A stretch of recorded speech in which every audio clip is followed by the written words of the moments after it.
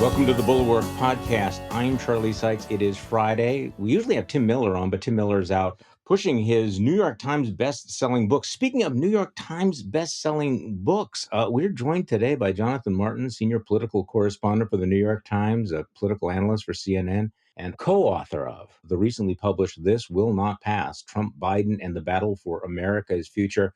Hell of a week, Jonathan. I mean, It really damn. was. It really was. You know, Charlie, I wrote a piece for the Washington Post in the summer of 2006, which is may as well be the ice age in our current Yes, politics. mists of time. But it was a fun piece, though, talking about how there's this myth in Washington that August is somehow a dead month, that nothing ever happens in August, and that everybody's at the beach in August, and like we're all like Parisians going to the Riviera. That is like historically so untrue, man. Like there's an amazing political history of consequential, even seismic events taking place in August, and here we go again. Yeah, I mean, I remember one of my favorite history books was Barbara Tuchman's The Guns of August. I mean, stuff happens in August. All right, so I have a couple of things I just have to Nixon get. resigned in August. It goes on and on and on. Right.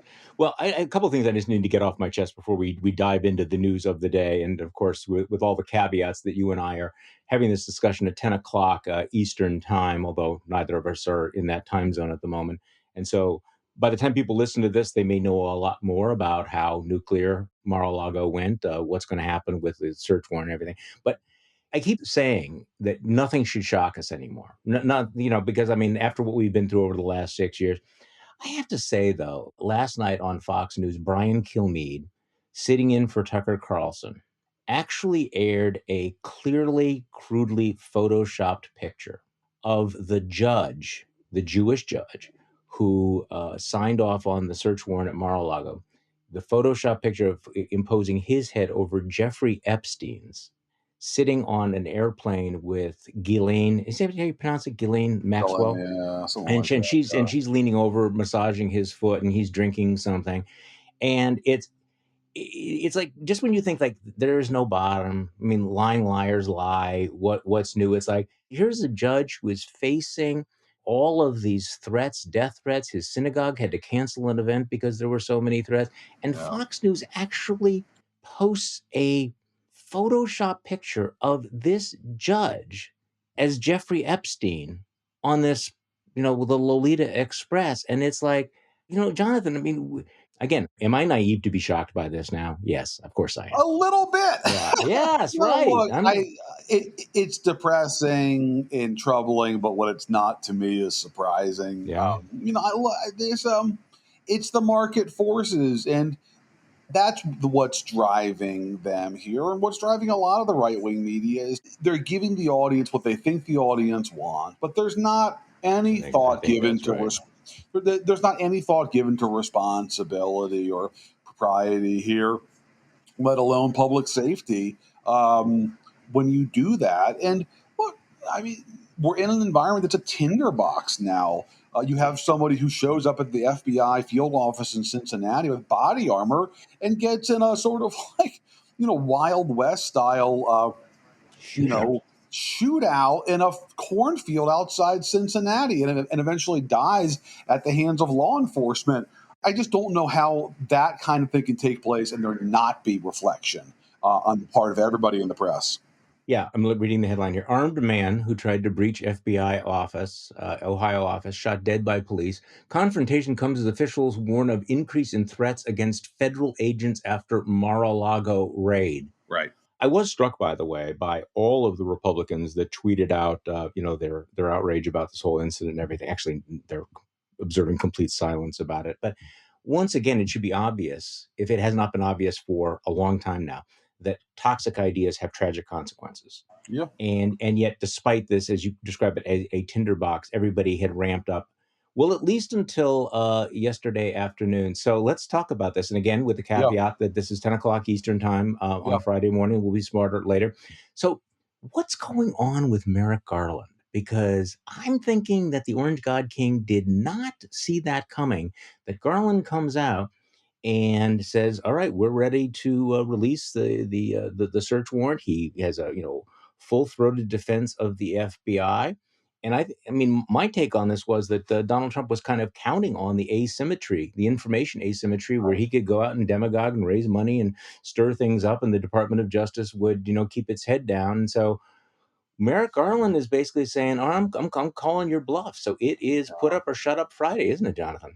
Yeah, no, it sure is. And Trump put out a statement late Thursday night saying that he wants all the information Sure he released. Now does. we'll see what that ultimately means. I wouldn't put a lot of stock in that until we actually see him turn over documents, or we see him stay out of court trying to block the release of documents. I think Hmm. that remains to be seen. But look, no, I mean clearly Garland wants to be apolitical. He wants to keep this out of the court of public opinion. And I think that was the hope. Obviously, the day of the raid and the day after is we just don't talk about ongoing investigations. I think it became clear yesterday that that wasn't an option and that you Hmm. had to address the public. Otherwise, you were letting all these conspiracy theories at worst, or at best, fair and responsible questions about what they were up to sort of fill in the vacuum. So I think that's why he acted. I think it was a recognition, Charlie, that even the most apolitical of attorney generals, this kind of bookish former judge, you still have to do something to fill the gap and sort of be responsible to the public. I think that was tough for him to do. You saw that statement he made was so short and so clipped. He's not comfortable sort of Hmm. engaging in the public fray in this fashion. That's obviously not who he is. But I just don't think they had a choice given the information flow and the speculation and, frankly, the conspiracy mongering that was taking place the last couple of days. So, what do we know now about what the FBI was looking for and what they found? I mean, I've been saying all week we don't know what they were looking for, and we don't know what they have found. The reporting over the last, what was it, 12 hours, 18 Yeah, hours, has been yeah. rather extraordinary. I mean, my default setting is like, don't get your hopes up. It may turn out to be disappointing, but I mean, these headlines right now about nuclear documents, what do we know and what do we not know, do you think? Well, this is why on Monday night, I was so puzzled, Charlie, why, even kind Mm, of non Trumpy Republicans were going out on a limb without knowing what exactly the facts yeah. were in this case. I just, for the life of me, couldn't understand. Um, y- you know, why you wouldn't just hang back and sort Yeah. of let this emerge because it's Donald Trump. You just never know what underlying facts are. So, to answer your question, look, I think the last 12 hours we've seen for the first time some significant reporting into what exactly uh, was down at Mar-a-Lago that prompted this raid. I think the Washington Post reported and put a pretty large headline on the front page of their paper today that the material was related to nuclear programs. Yeah. My paper Damn. reported that it was highly classified, even beyond top secret, and that's what prompted this, and that there was a fear that if this got in the wrong hands, it could compromise national security. I think that does start to fill the puzzle in terms of why they would go to these extraordinary lengths, Charlie, to Right. retrieve the material. I was puzzled by two things on Monday night. Number one, exactly what you said there. In fact, I was so naive once again on Monday night. I was on one of the cable shows and was asked, "Well, how will Republicans react to that?" And I said, "Well, of course, the MAGA world will react with spittle flecked outrage Yeah, and fury, but most Republicans will be smart enough to observe strategic silence." Well, wrong about that because they all jumped in. That was surprising that uniformly they did, including Kevin McCarthy, and I want to talk about him in a moment. yeah, Kevin McCarthy, who actually threatened the Department of Justice, with investigation. But the yeah. other thing, the big question mark is, hey, it must have been a big freaking deal for the Justice Department to have gone so far as to have an FBI raid of the president's house. So what could they possibly have been looking for? And there was all this speculation. Well, it's government pieces of paper that they hadn't returned, and was this disproportionate? Did Merrick Garland basically crap the bed by overplaying his hand? So we will find out because on the scale of like BFDs, nuclear stuff is at the top of the list, right? I mean, I was trying to think just That's right. theoretically, what could be bigger than that, right? That's right. I mean, so That's right. No, I mean, I think that was the concern among a lot of anti-Trump Republicans, and frankly, Charlie, a lot of Democrats. Of, oh yeah, geez, Garland is apolitical, but this guy's got to have some political intent. He wouldn't have raided Mar-a-Lago just to retrieve, like some generic staff correspondence between Trump and Boris Johnson, would he? right, right. And I think that was just below the surface of. Hope this guy's got it right. You heard from a lot of the kind of anti-Trump forces, and I think this goes to the heart of what I was been almost amused by, which is this rhetoric from people who don't follow politics that closely or are just partisans who aren't totally on the level, who are saying that Merrick Garland is sort of leading this politicized Department of Justice, and he's a partisan warrior out for a scalp, Yeah, and which is ridiculous. Biden's Doberman who's trying to weaken Trump. It's like, if you follow politics in Washington at all the last 14 months, you know that the criticism of Garland is precisely the opposite. It's from Democrats and frankly from some folks in Congress and even the Biden administration who grumble that he's not aggressive Right, enough right. comes to holding Trump accountable and pursuing January 6th related issues. And then all of a sudden to hear folks on the other side of the spectrum say that he's this sort of a latter day Roy Cohn type figure, it was just really hard to swear. So that's why I'm trying to figure out what is going on with Merrick Garland, because he came into office, and he came into office, I think, with this idea that he was going to restore the traditions of the Justice Department, right? Make it very, very clear how apolitical it was. All of his instincts would go in that direction, and of course, that led to the anxiety you're talking about. That perhaps he was too milquetoast. That he was the wrong man for the job because he wasn't going to be as aggressive as he needed to be. So as we sit here now in mid-August, he has raided Donald Trump's house. They are seizing the phones of Republican Right. congressmen. We have grand jury investigations. The pace of the Department of Justice investigations seem to be picking up. And I wonder whether or not you're seeing a slow, gradual education of Merrick Garland, transformation of Merrick Garland, who's basically saying, okay, this is the hand I have Yeah. been dealt. This is Yeah. not what I wanted to be, but this is the business I'm in now. And Donald, don't fuck with me or underestimate me because I'm going to do this. Well, I mean, what do you think? I mean, I think it could be just the fact that he was pursuing an investigation all along, but was just doing it quietly and determined to avoid leaks.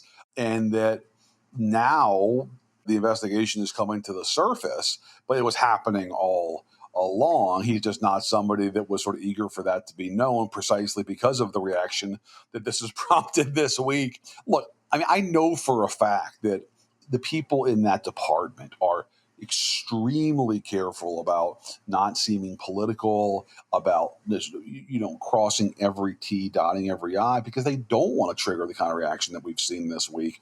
And they want to sort of, portray themselves as paragons of integrity and not political at all. And obviously that's guided by sort of Garland's instincts.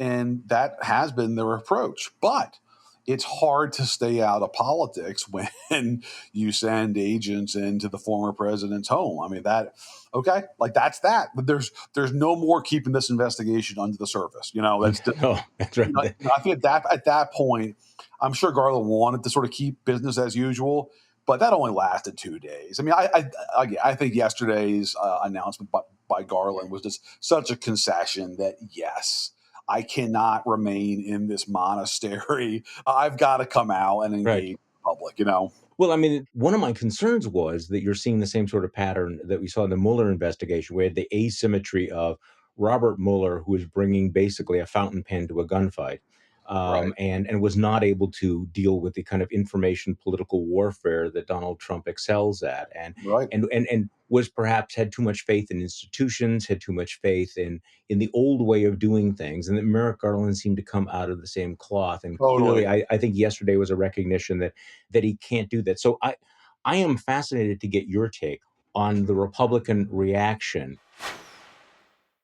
So let's talk about Kevin McCarthy. What do you think is going on in Kevin McCarthy's mind right now? Look, I was not surprised at all by the reaction of McCarthy and the reaction of McConnell this week because it reflects their A, their impulses, and B, their political assumptions. And we cover this a great deal in the book. Look, Yeah. McCarthy is a Trump lieutenant. He knows that Trump holds the keys to the kingdom for him because the House caucus is so Trumpy. And he wants to keep Trump on his good side, which is why he was back at Mar-a-Lago less than a month after January 6th, trying to sort of heal that relationship. And so it's not a surprise at all that McCarthy, within hours of this Mar-a-Lago raid being disclosed, is not calling for accountability on the person whose house is being raided, but is calling for accountability on the law enforcement officers led by Merrick Garland who are pursuing the investigation. That is Kevin McCarthy. Okay, he is never going to get crosswise with what he thinks his members want, and his members like Trump. Period. End of Yeah. story. McConnell, Charlie, is Wait. Before we get into McCarthy, but if you look in McCarthy's eyes, I'm trying to think of the movie Yeah. where you become somebody else, but your soul is still there somewhere, like deep down and shriveled, at the Yeah. bottom of the well. Is there still a Kevin McCarthy who we saw for like 5 minutes after January 6th? You Yeah. obtained the tapes of him, Yeah. talking about it, and then of course he lied about what he said, and then you, Jonathan, in one of the great moments, political moments, he said, "Well, okay, here's the receipts. Here's the fact Right. that the Kevin McCarthy lied about." Right. So, is there any bit of that McCarthy like down there in the cellar, crouching in the corner, thinking, "Shit, this"? No, so I think McCarthy's instinct, as we did capture on those tapes. Hmm. And by the way, the audio version of the book is really cool. If Oh, folks out there have listened to books on Kindle or sort of CD or audio tape yeah. or what have you, we've interspersed all those audio tapes that we obtained from before and after January 6th within the Brilliant. text of the book itself. Oh, So for history junkies, it's kind of like the Nixon or the LBJ tapes. You can listen to the actual damn. conversations in between the text of the book. Yeah, it's really neat. Oh, damn. That's very So, good. yeah, look, I think McCarthy is a political animal. And I think when McCarthy thought for a brief minute after January 6th that Trump was damaged goods, it was going to drag down the party, then he was ready to move on Trump. When it became clear a week, 10 days later that, oh, actually, my party doesn't really care about January 6th, they still love Trump, then he's back to Trump. I think McCarthy's instincts are entirely guided by what makes sense for him politically in the Okay. short term. And by the short term, I mean like the next 10 minutes. That's who he is. Look, if Donald Trump tomorrow, suddenly fell out of favor with the Republican voters and therefore the House GOP conference, then Kevin McCarthy would happily move on from Trump. It's a Yeah. political calculation. And with McConnell, it's also a political calculation. McConnell's caucus is less Trumpy than McCarthy. McConnell has no regard for Trump. He doesn't think anything of him. And I think McConnell is sort of eager to move on from Trump, but he doesn't want to prolong this kind of public pissing match with Trump because he thinks that that's bad for the Republicans and bad for his chances to take back control of the Senate. Sure. So McConnell's approach is just be quiet. And here we go once again, applying that approach to the news of this week. What did McConnell do? He stayed quiet. Yep. He didn't say anything Monday night. He avoided questions Tuesday when he was touring the flood ravaged parts of eastern Kentucky. And then finally, he put out a paper statement, was fairly restrained, but sort of calling on Garland to offer some insights as to the nature of the investigation. So I think, Charlie, that this week has really sort of summed up the different approaches of those two leaders when it comes to Trump. And also, we're finding out now that his wife, Elaine Chao, has sat down with the January 6th committee. Yeah, I mean, clearly the January 6th committee is moving to get every possible participant they can to testify. And look, I think they dealt with a lot of resistance that has slowly melted away Yeah, I over know. the course of these public hearings. And there's more people who are willing to speak now, including McConnell's wife, Elaine Chao, who, yes, was Secretary of Transportation under Trump and then, of course, resigned after January 6th. Interesting. Okay, so on the GOP reaction, leaving aside Yeah. McCarthy and McConnell, what do you make of the sudden enthusiasm for defund the FBI, which strikes me as so bizarre on so many levels? I don't think we I need to go into it, but one of the biggest cudgels that Republicans have know. wielded against Democrats was the stupid idea of defunding the police, because of course we back the blue. We can't defund the police. And like the head snapping pivot to, but wait, we want to defund the FBI. What?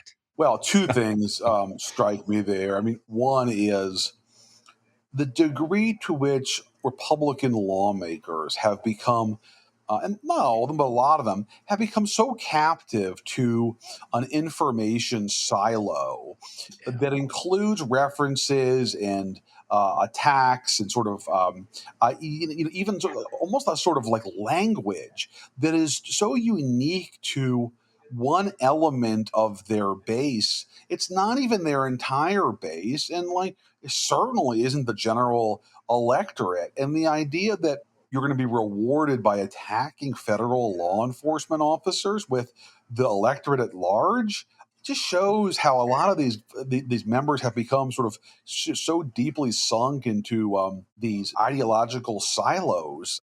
And I don't understand like why they can't see that makes little sense for the electorate at large. Some of them don't live with the electorate at large because they just reflect their hardcore primary voters. But that's one thing. The other thing, Charlie, that jumps out at me is what a gift this could be for Democrats Yeah. who, besides inflation, their biggest challenge has been pushing back against the question of defund the police and crime as an issue overall. And here, Republicans are throwing in your lap a cudgel that you can wield against them when it comes to blunting that attack about being soft on crime. They're literally attacking law enforcement. And for the life of me, I can't understand why Democrats don't see what a golden opportunity that is, especially after the attack on the FBI office in Cincinnati. My goodness, I mean, if you're a Democrat and you can't see the opportunity there, then turn in your politician card, man. This may seem like a slight digression, but I just, as we were having this conversation, I was flashing back to the mid 1990s after the bombing at Oklahoma, of the Oklahoma City Federal Building. And this was at a time when Bill Clinton's popularity was really at a low point, and he pivoted on that. And a lot of the right wing media was really put on the defensive as a result of that. Some of the criticism was unfair, but the point was made that this kind of rhetoric, this kind of politics of paranoia could be deadly. And that really was a turning point, I think, in the mid 1990s. And you're right, you're absolutely right. If they can't figure out a way to point out how reckless, how crazy, how seditious the Republicans have become, that would be a lost opportunity. Do you get a sense, though? I always try to, and I'm sure you do as well, try to sort through the wish casting and the spin from the reality. I mean, Yeah. and there's no question about it that this has been looking like it's going to be a Republican year. The midterms are not going well for Biden. Biden's numbers, are low. However, there is a discernible mood shift in the last week. So has the environment shifted? Is this real or is it just apparent? What do you think? Charlotte, I want to give it some more Yeah, time, and that's fine. that may be a dodge, but No, I'm not somebody that's the who, having smart covered a answer. lot of Yeah. campaigns. I'm a lot more interested to see where these numbers are in mid-September than mid-August. Talk to me after Labor Day. Yeah. I'll Fair enough. happily come back on the pod. We'll tell Tim Miller to go and sell some more books, and I can come back on. Look, I really am curious as to how much this will hold up. But look, there's no question that Democrats always have a challenge with voter mobilization in off-year elections because they rely on a coalition that is more of a patchwork of people who aren't always super engaged with politics. And boy, Have they gotten a few issues to sort of mobilize I think they their have. coalition? So, you can see how Democrats could close the gap this time. I'm just not totally convinced yet that it's going to happen. And Yeah, by the way, well, just hard to real agree. fast on that same tip, it's one of the great elements of politics today, and by great I mean striking or ironic, the reliance of the Democratic Party on Trump. It's incredible. Obviously, the party loathes him, and many view him as sort of a threat to American democracy. But just from a raw political standpoint, Charlie, what would Democrats do without him? He unifies their party, he mobilizes their voters, he drives small dollar fundraising. The reliance, we're now on year 7 where he's been Amazing. an incredible gift. Think about it. Donald Trump has handed over Democrats control of the House, Senate, and the presidency almost single-handedly. Yes, and we have been living in his world for 7 years. Yeah. All right, so That's why now, we called the book This Will Not Pass, Charlie. It's available now on Amazon.com or your local bookstores. And the reason that we called it that is because we're still living this deeply polarized politics in this Trump dominated politics. And I think there was just some expectation after he lost in 20. Okay, well, I that's that. But my I thought goodness. so, but yeah. No, I was actually just telling, my daughter who's visiting from France this morning. I said, you know what? I think everyone had geared their lives and their commentary and everything around get through 2020, and then you move into the post era, the post Trump era, and things will revert to something different, not go back to normal. Right. And here we just have like extra time. It's like, the soccer match from hell where, you think the match is over, and the game and you have that bonus time that just goes on forever. Okay, so Jonathan, what I really wanted to talk to you about today, Liz Cheney next Tuesday, she's going to lose in Wyoming. What's interesting about it is that most congressmen live and die and breathe and eat in order to get reelected. She is really, it's like I continue to marvel. She is a different political animal, isn't she? Yeah. Look, I think she is at peace with her choice to effectively sacrifice her House seat for the pursuit of Donald Trump and of trying to hold him accountable. And as she says, keep him away from the Oval Office once more. But no, it is different than what we're used to seeing, which is politicians making the accommodations they need to survive. And I actually asked her, Charlie, I said, when I interviewed her for this story, I said, wouldn't you have been better to live to fight another day? Yeah. Bite your tongue now and keep the platform so that you can sort of try to reform the party from within as a member of Congress. And she bristles at that and says that it was never an option for me. She could not bite her tongue. The threat of Trump is too much. Look, I think once she got on the January 6th committee and got into the information, I think that became, Charlie, her driving force in public service. I think that is her entire focus, much more so than her reelection. And I believe that that committee is going to be active and engaged until the last possible minute in this Congress and will go as far as they can to hold Trump accountable. The start of my story includes a comment that Liz Cheney made in July in a private meeting of the 1-6 committee, in which she said, we have done more than any other group of people Yeah. to keep Trump away from the Oval Office. We can't let, I'm paraphrasing. And I think that's what animates her today. So in your story, I think one of the more startling things was that her office is saying or implying or whatever, I don't know how strong it was, but that she's been all but driven out of Yeah. this Trump loving state in part because of death threats. Yeah, I no, mean, she's got a Capitol Police detail. She's yeah, had it for almost a year now, full time, and she is concerned. She does have these threats, and that has effectively stopped her from having a public schedule. She does not put out a schedule. She does a series of house parties that she does not advise, that are invite only. That, by the way, are largely comprised of supporters. So she's kind of preaching to the converted as is. But look, that's real. But I think even if she didn't have those threats, I still think her focus would be more on the January 6th committee than it would be her reelection. I think that's where her time and focus is right now. I had somebody told me that this person said that they were struck just by how often Cheney's Zoom background is her Northern Right. Virginia home rather than her Wyoming home when she has these private Zooms with the members of the 1-6 committee. And by the way, that's testament to just how much those guys have been on Zooms together on the 1-6 panel, that they now know who is where based on their Zoom background. But no, she is, I think, eager to chase Donald Trump as far as necessary to ensure he does not return to the Oval Office. And I think she's fine sacrificing her seat. No, I mean you can really tell, that she and her father are all out of fucks to give here. I mean, as you mentioned in your piece, the only Wyoming Republican primary debate, she just had basically told voters vote for somebody else if you want a politician who would violate their oath of office, and then Dick Cheney cuts that ad, which calls Trump a coward, represents the greatest threat to America in the history of the republic. And this is in a state that Donald Trump won by 70%, right? I mean, so she is doubling down on all of this stuff. So what is she going to do? I mean, you point out she does little to dissuade talk of a presidential Yeah. run. I'm like, how did she think that would go?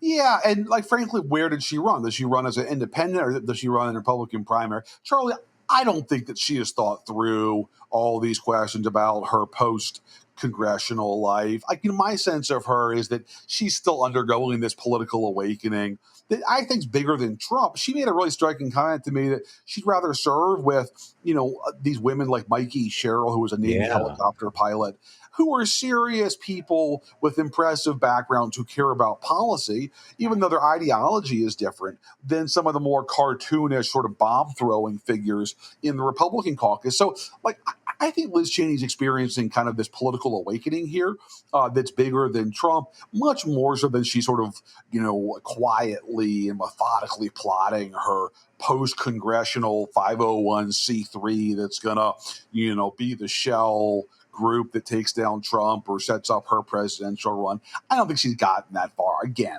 I think she's completely consumed by the 1-6 I think, committee, yeah. using that platform to do everything she can to get some kind of charges against Trump. Why do you think she's running for reelection as opposed to doing, That's a good yeah, yeah, question, right? Why choose martyrdom when you could have just pulled out and not run at right, right. all and spent your time focusing on the 1-6 committee?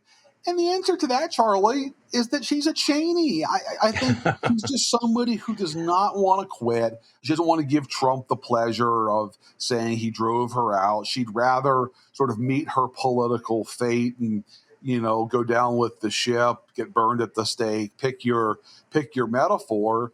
But that's who she is. That's her political character. If you've ever spoken to her, or sort of, that she's a lot like her dad in that sense. That's just who they are, and I'm not terribly surprised at all. I will say this though. I mean, it's quite the end to a remarkable 45-year run between father and daughter Sure is. in this state, which, by the way, it's the least populated state in America. And, they had a pretty remarkable run between Dick Cheney and now Liz Cheney, both of which, by the way, I should add for the political junkies out there, were once on track to be the leader of the House. Dick Cheney, of course, Hmm. left as the number two to become Secretary of Defense. Charlie, if he had stayed, he would have been likely the Newt Gingrich type figure, but he became Secretary of Defense and left before the GOP took back the House. And of course, Liz Cheney became the third ranking Republican